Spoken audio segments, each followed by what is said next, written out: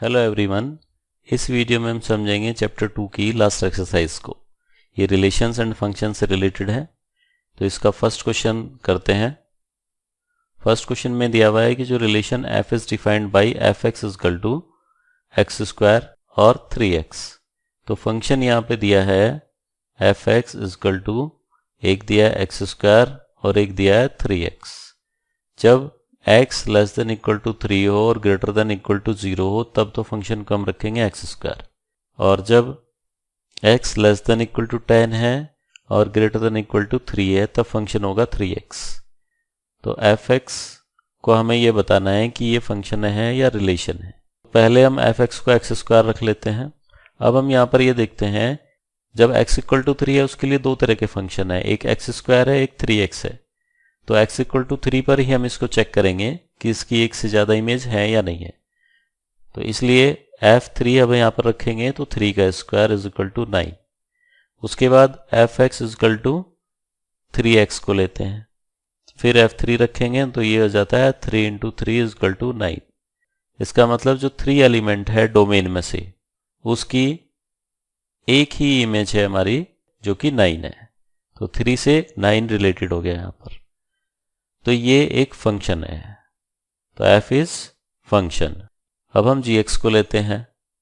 gx में इन्होंने दिया है एक्स स्क्वायर और 3x। कब? जब x जो है वो लेस देन इक्वल टू 2 और ग्रेटर देन इक्वल टू 0 हो। तो gx एक्स स्क्वायर कब होगा? जब x less than equal to 2 और ग्रेटर देन इक्वल टू 0 होता है।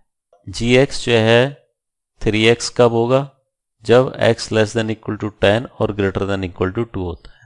तब हम यहाँ पर 2 एक एलिमेंट ऐसा देख रहे हैं जो एक्स स्क्वायर के लिए भी है और 3x के लिए भी है।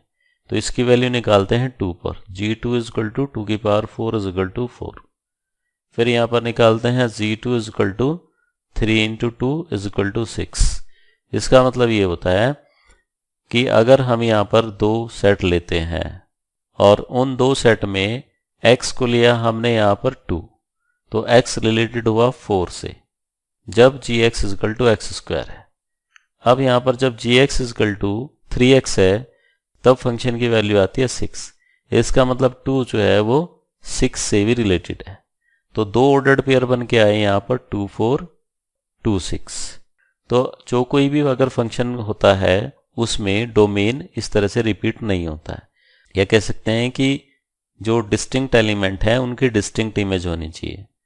इसलिए ये एक फंक्शन नहीं है, ये एक रिलेशन होगा। अब इसमें नेक्स्ट क्वेश्चन में है कि F X is equal to X square है, तो हमें इसकी वैल्यू फाइंड करनी है। तो यहाँ से F X is equal to X square हुआ तो एफ 1.1 की वैल्यू निकाल लेंगे। तो ये 1.1 का स्क्वायर हो जाएगा इस केस में, और ये आ जाएगा 1.21। और f1 इजकल टू आ जाता है 1 का स्क्वायर।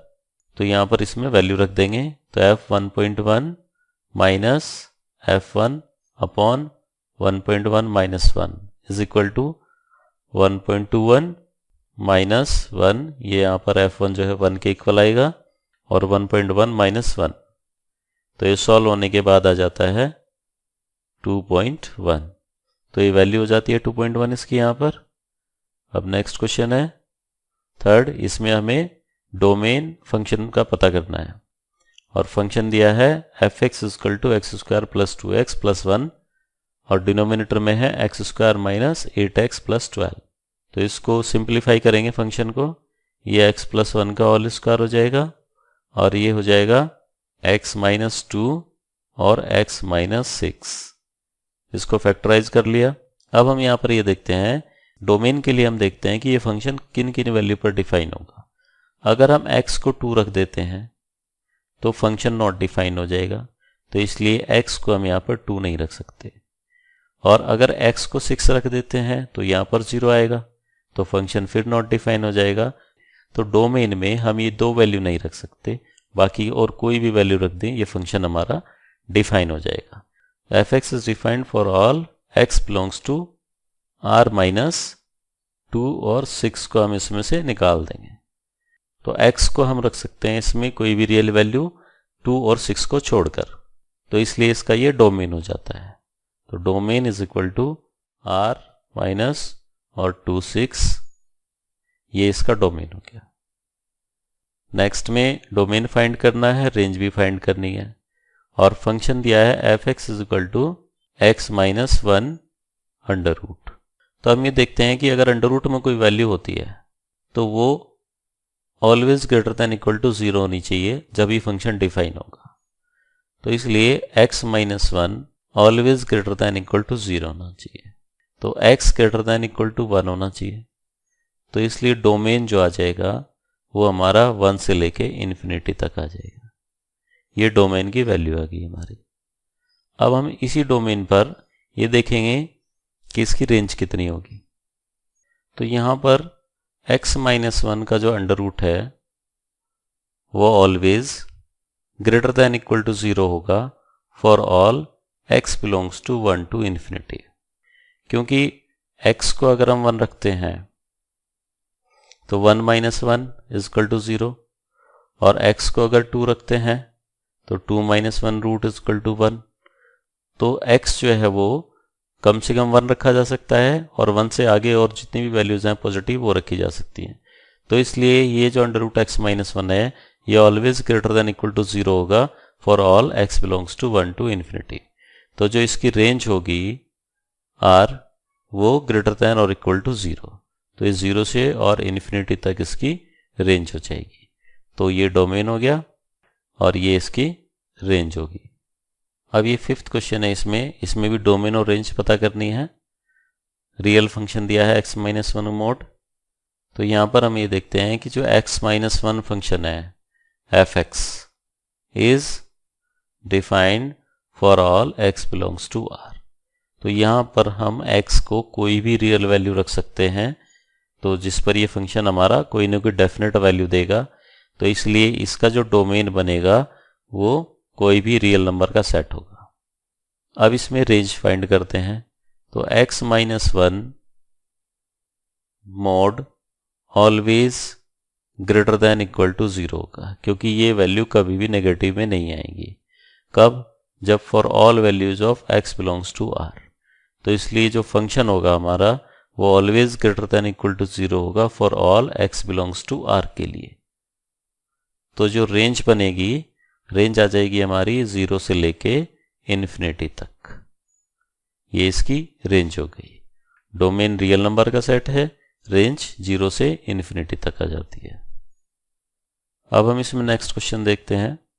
इन्होंने इसमें फंक्शन दिया है f(x) = x² / 1 + x², और x बिलोंग्स टू r है। तो डोमेन तो इन्होंने दिया हुआ है और इसमें फाइंड कराइए रेंज।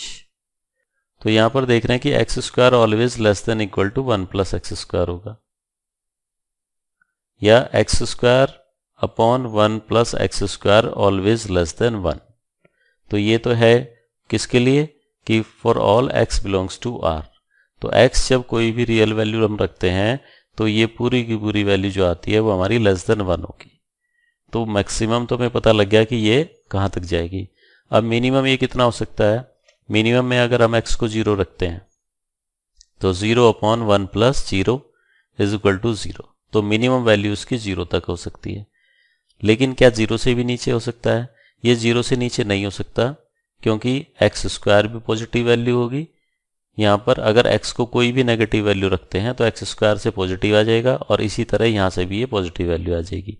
तो ये फंक्शन कभी भी नेगेटिव में नहीं जाएगा। तो इसलिए इसकी जो रेंज आएगी वो ऑलवेज क्या होगी कि x² / 1 + x² लेस देन 1 और greater than equal to 0 for all x belongs to r। तो इसको हम लिख सकते हैं कि रेंज इज इक्वल टू 0 से लेके और 1 तक। 0 पे क्लोज इंटरवल है, 1 पे ओपन इंटरवल है। तो रेंज इसकी ये हो जाएगी 0 to 1।